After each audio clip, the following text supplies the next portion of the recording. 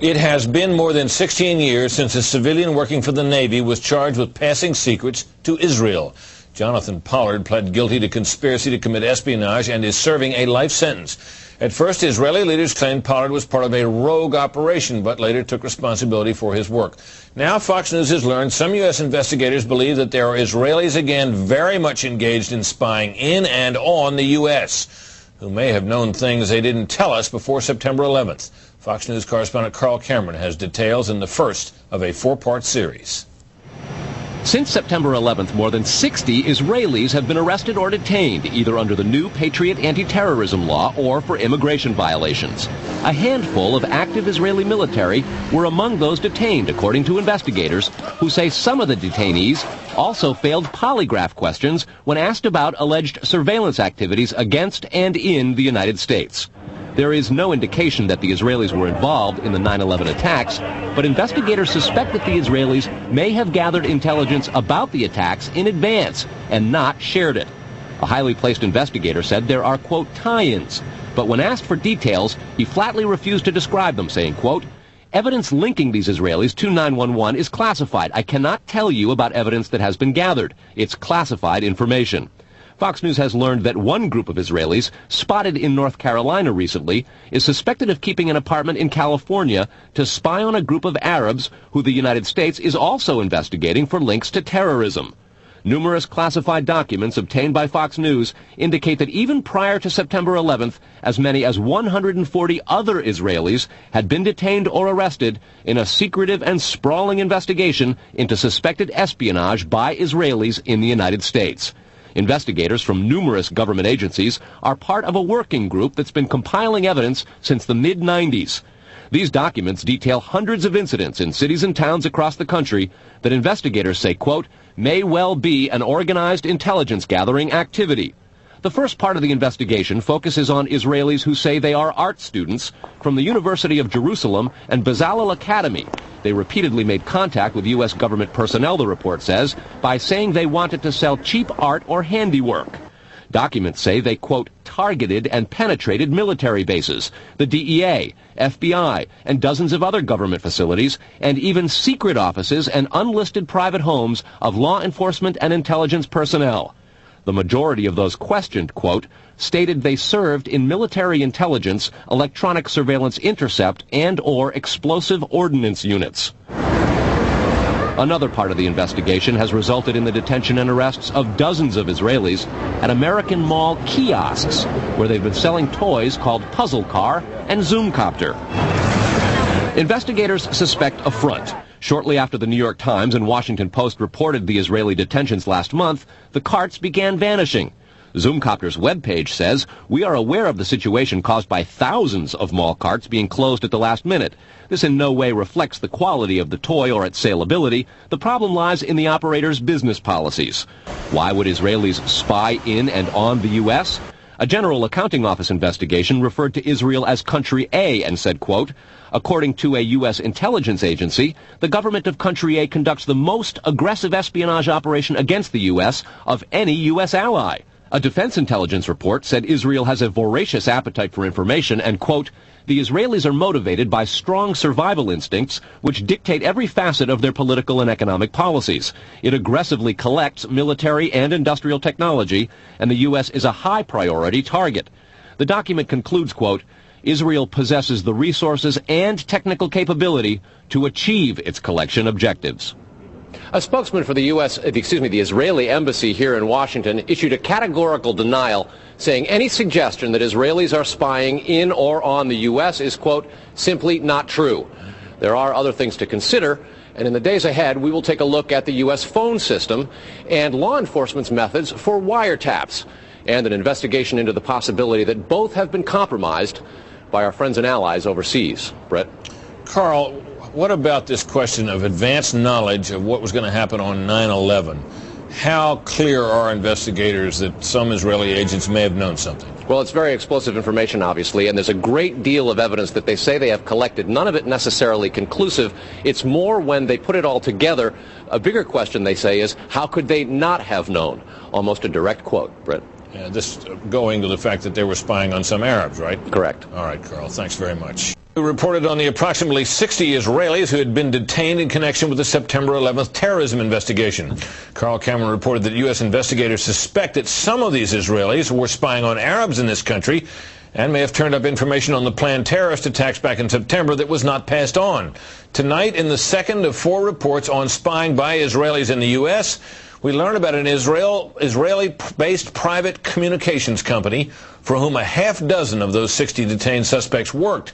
American investigators fear information generated by this firm may have fallen into the wrong hands and had the effect of impeding the September 11th terror inquiry. Here's Carl Cameron's second report. Fox News has learned that some American terrorism investigators fear certain suspects in the September 11th attacks may have managed to stay ahead of them by knowing who and when investigators are calling on the telephone. How? By obtaining and analyzing data that's generated every time someone in the U.S. makes a phone call. One sitting and stay, please. Here's how the system works. Most directory assistance calls and virtually all call records and billing in the U.S. are done for the phone companies by Amdocs Limited, an Israeli-based private telecommunications company. Amdocs has contracts with the 25 biggest phone companies in America and more worldwide. The White House and other secure government phone lines are protected, but it is virtually impossible to make a call on normal phones without generating an Amdocs record of it. In recent years, the FBI and other government agencies have investigated Amdocs more than once. The firm has repeatedly and adamantly denied any security breaches or wrongdoing. But sources tell Fox News that in 1999, the super-secret National Security Agency, headquartered in northern Maryland, issued what's called a top-secret, sensitive, compartmentalized information report, TSSCI, warning that records of calls in the United States were getting into foreign hands, in Israel in particular. Investigators do not believe calls are being listened to, but the data about who's calling whom and when is plenty valuable in itself. An internal Amdocs memo to senior company executives suggests just how Amdocs generated call records could be used. Quote, widespread data mining techniques and algorithms, combining both the properties of the customer, like credit rating, and properties of the specific behavior such as whom the customers are calling. The Amdocs memo says the system should be used to prevent phone fraud, but U.S. counterintelligence analysts say it could also be used to spy through the phone system. Fox News has learned that the NSA has held numerous classified conferences to warn the FBI and CIA how Amdocs records could be used. At one NSA briefing, a diagram by the Argonne National Lab was used to show that if the phone records are not secure, major security breaches are possible. Another briefing document said, quote, it has become increasingly apparent that systems and networks are vulnerable. Such crimes always involve unauthorized persons or persons who exceed their authorization, acting on exploitable vulnerabilities. Those vulnerabilities are growing because, according to another briefing, the U.S. relies too much on foreign companies like Amdocs for high-tech equipment and software. Quote, many factors have led to increased dependence on code developed overseas. We buy rather than train or develop solutions. U.S. intelligence does not believe the Israeli government is involved in a misuse of Amdocs information, and Amdocs insists that its data is secure. What U.S. government officials are worried about, however, is the possibility that Amdocs data could get into the wrong hands, particularly organized crime, and that would not be the first time that such a thing has happened. Fox News has documents of a 1997 drug trafficking case in Los Angeles in which telephone information, the types that Amdocs collects, was used to, quote, completely compromise the communications of the FBI, the Secret Service, the DEA, and the LAPD. And we'll have that and a lot more in the days ahead, Brett. Carl, I want to take you back to your report last night on those 60 people who were Israelis who were detained in the anti-terror investigation, and the suspicion that some investigators have that they may have picked up information on the 9/11 attacks ahead of time, not passed it on. There was a report, you'll recall, that the Mossad, the Israeli intelligence agency, did indeed send representatives to the U.S. to warn just before 9/11 that a major terrorist attack was imminent. Why does that how does that leave room for the lack of a warning? Well, I remember the report, Britt. We did it first internationally right here on your show on the 14th. What investigators are saying is that that warning from the Mossad was nonspecific and general, and they believe that it may have had something to do with the desire to protect what are called sources and methods in the intelligence community. The suspicion being perhaps those sources and methods were taking place right here in the United States. The question came up in the Select Intelligence Committee on Capitol Hill today. They intend to look into what we reported last night, and specifically that possibility. Brett? So, in other words, the problem wasn't the lack of a warning. The problem was lack of useful details. Quantity of information. All right, Carl, thanks very much. Coming up next, Israeli-based company called Amdocs that generates the computerized records and billing data for nearly every phone call made in America. As Carl Cameron reported, U.S. investigators digging into the 9/11 terrorist attacks fear that suspects may have been tipped off to what they were doing by information leaking out of Amdocs. In tonight's report, we learned that the concern about phone security extends to another company founded in Israel that provides the technology that the U.S. government uses for electronic eavesdropping. Here is Carl Cameron's third report. The company is Comverse Infosys, a subsidiary of an Israeli-run private telecommunications firm with offices throughout the U.S. It provides wiretapping equipment for law enforcement. Here's how wiretapping works in the U.S. Every time you make a call, it passes through the nation's elaborate network of switchers and routers run by the phone companies. Custom computers and software made by companies like Comverse are tied into that network to intercept, record, and store the wiretapped calls, and at the same time transmit them to investigators. The manufacturers have continuing access to the computers so they can service them and keep them free of glitches. This process was authorized by the 1994 Communications Assistance for Law Enforcement Act, or CALEA. Senior government officials have now told Fox News that while CALEA made wiretapping easier, it has led to a system that is seriously vulnerable to compromise and may have undermined the whole wiretapping system. Indeed, Fox News has learned that Attorney General John Ashcroft and FBI Director Robert Mueller were both warned October 18th in a hand-delivered letter from 15 local, state, and federal law enforcement officials who complained that, quote, law enforcement's current electronic surveillance capabilities are less effective today than they were at the time CALEA was enacted. Comverse insists the equipment it installs is secure, but the complaint about this system is that the wiretap computer programs made by Comverse have in effect a back door through which wiretaps themselves can be intercepted by unauthorized parties. Adding to the suspicions is the fact that in Israel, Comverse works closely with the Israeli government and under special programs gets reimbursed for up to 50% of its research and development costs by the Israeli Ministry of Industry and Trade. But investigators within the DEA, INS, and FBI have all told Fox News that to pursue or even suggest Israeli spying through Comverse is considered career suicide.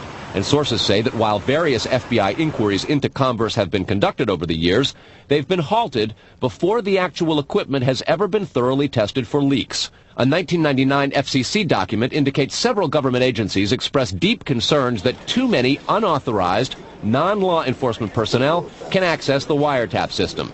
And the FBI's own nondescript office in Chantilly, Virginia, that actually oversees the CALEA wiretapping program, is among the most agitated about the threat. But there is a bitter turf war internally at FBI. It is the FBI's office in Quantico, Virginia, that has jurisdiction over awarding contracts and buying intercept equipment.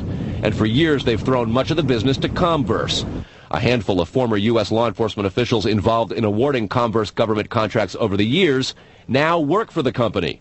Numerous sources say some of those individuals were asked to leave government service under what knowledgeable sources call troublesome circumstances that remain under administrative review within the Justice Department.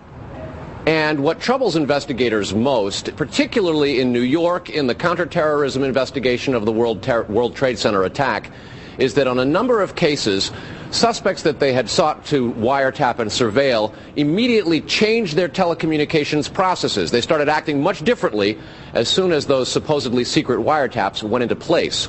Brett? Carl, is there any reason to suspect in this instance that the Israeli government is involved?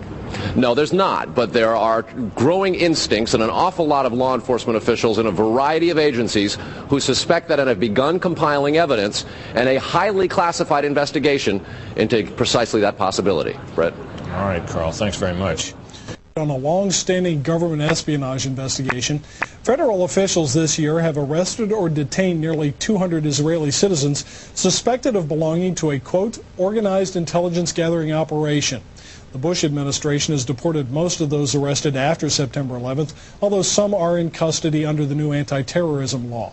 Cameron also described an investigation into the possibility that an Israeli firm generated billing data that could be used for intelligence purposes, and described concerns that the federal government's own wiretapping system may be vulnerable. Tonight, in part 4 of the series, we'll learn about the improbable roots of the probe, a drug case that went bad 4 years ago in L.A. Los Angeles, 1997. A major local, state, and federal drug investigation sours. The suspects? Israeli organized crime, with operations in New York, Miami, Las Vegas, Canada, Israel, and Egypt. The allegations? Cocaine and ecstasy trafficking and sophisticated white-collar credit card and computer fraud.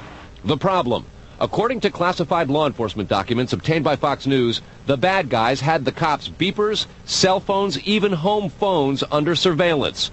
Some who did get caught admitted to having hundreds of numbers and using them to avoid arrest. Quote, this compromised law enforcement communications between LAPD detectives and other assigned law enforcement officers working various aspects of the case.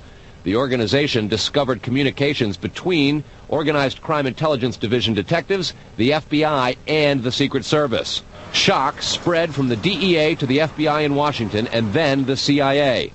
An investigation of the problem, according to law enforcement documents, concluded, quote, the organization has apparent extensive access to database systems to identify pertinent personal and biographical information. When investigators tried to find out where the information might have come from, they looked at Amdocs, a publicly traded firm based in Israel. Amdocs generates billing data for virtually every call in America, and they do credit checks. The company denies any leaks, but investigators still fear that the firm's data is getting into the wrong hands. When investigators checked their own wiretapping system for leaks, they grew concerned about potential vulnerabilities in the computers that intercept, record, and store the wiretapped calls. A main contractor is Comverse Infosys, which works closely with the Israeli government and under a special grant program is reimbursed for up to 50% of its research and development costs by Israel's Ministry of Industry and Trade. Asked this week about another sprawling investigation and the detention of 60 Israelis since September 11th, the Bush administration treated the questions like hot potatoes. I would just refer you to the Department of Justice with it. I'm not familiar with the report. I'm aware that some Israeli citizens have been detained. With respect to why they are being detained and the other aspects of your question, whether it's because they are in intelligence services or what they were doing, I will defer to the Department of Justice and the FBI to answer that. Beyond the 60 apprehended or detained and many deported since September 11th, another group of 140 Israeli individuals have been arrested and detained in this year in what government documents describe as, quote, an organized intelligence gathering operation designed to, quote, penetrate government facilities. Most of those individuals said they had served in the Israeli military, which is compulsory there, but they also had, most of them, intelligence expertise and either worked for Amdocs or other companies in Israel that specialize in wiretapping. Earlier this week, the Israeli embassy here in Washington denied any spying against or in the United States. Tony? Carl, we've heard the comments from Ari Fleischer and Colin Powell. What are officials saying behind the scenes? Well, there's real pandemonium described at both the FBI, the DEA, and the INS. A lot of these problems have been well known to some investigators, many of whom have contributed to the reporting on this story. And what they say is happening is supervisors and management are now going back and collecting much of the information because there's tremendous pressure from top levels of all of those agencies to find out exactly what's going on. At the DEA and the FBI already, a variety of administrative reviews are underway, in addition to the investigation of the phenomenon. They want to find out how it is that all this has come out, as well as be very careful because of the explosive nature and very political ramifications of the story itself. Tony? All right, Carl, thanks.